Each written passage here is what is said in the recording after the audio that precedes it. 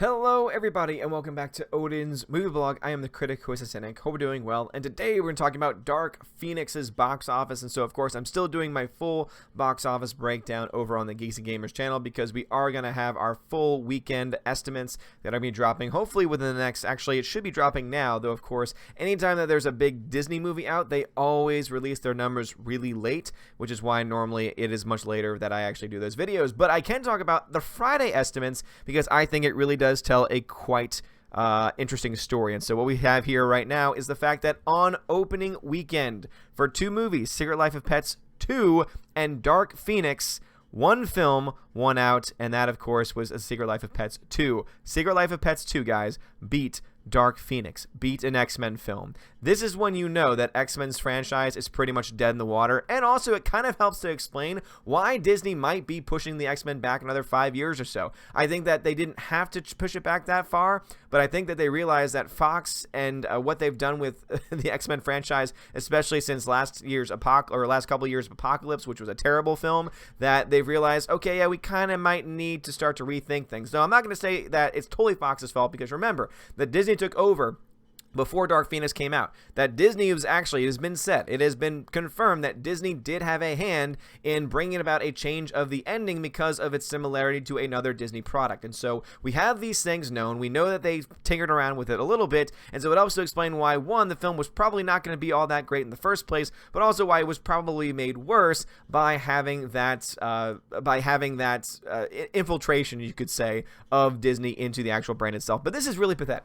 Seriously, this is a pathetic opening number. Like 16.5 million for Secret Life of Pets is, I would say, not that great of a number either, to be perfectly honest, because Secret Life of Pets 2 is an animated film, it's a kids film, and it should be doing a lot better than that in the first place. But Dark Phoenix is 14 million, that is abysmal. And seeing that Saturdays and Sundays are normally going to be somewhere around the same ballpark, you're looking at this film making less than $50 million likely for the weekend domestically. Now, we don't know what the foreign numbers are, and a lot of people have said and speculated that it could be the foreign market that saves this film from becoming a complete flop.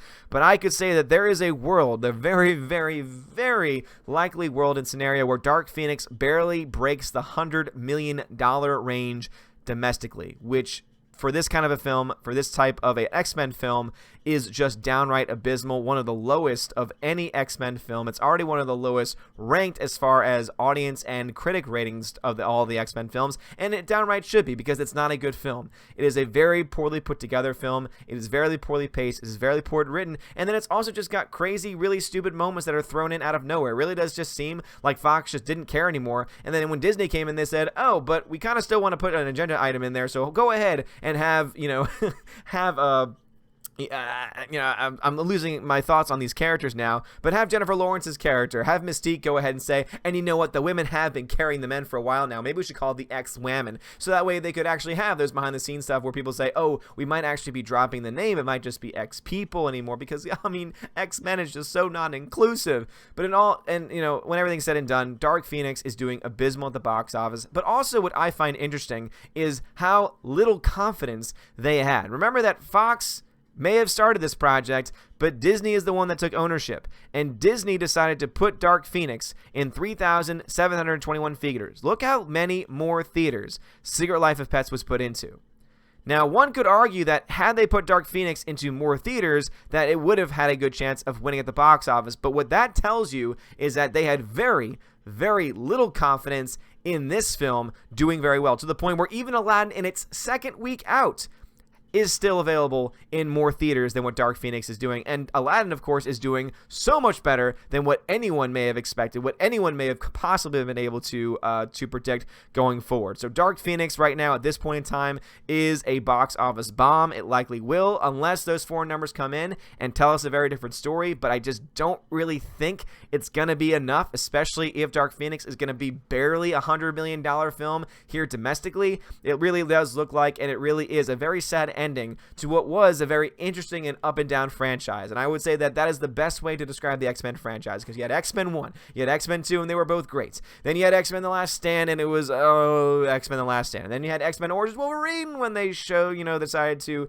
just totally destroyed Deadpool's character. However, I am thankful for that film because without that film, I don't think we would have gotten the Deadpool that we ended up getting in the end. So I guess it's one of those positives and plus or minuses. Then they come back though with X-Men First Class, which was a solid film and it might actually be one of my favorite X-Men films. Came back stronger too with X-Men Days of Future Past, which I know deals with time travel and time travel is messy, but at least their version of time travel makes a hell of a lot more sense than whatever they did with Avengers Endgame.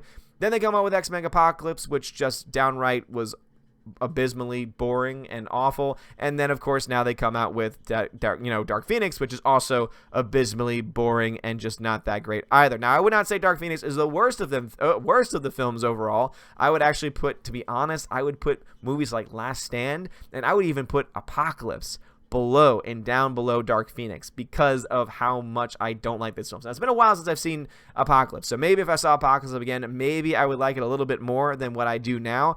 But currently, as I stand, Dark Phoenix to me is not the worst of them all, but domestically, internationally, box office wise, ratings wise, it is by far one of the worst films that has ever been made in the X-Men universe and X-Men franchise. And it doesn't really give me high hopes because even though obviously one could argue saying, oh, but now it's going to be like a Phoenix where it's down in the ashes, it's down in the dung heap, and then 5 years, 5 years to come, Disney's going to announce the first Disney fully established Disney universe X-Men franchise, and it's going to rise out of the ashes.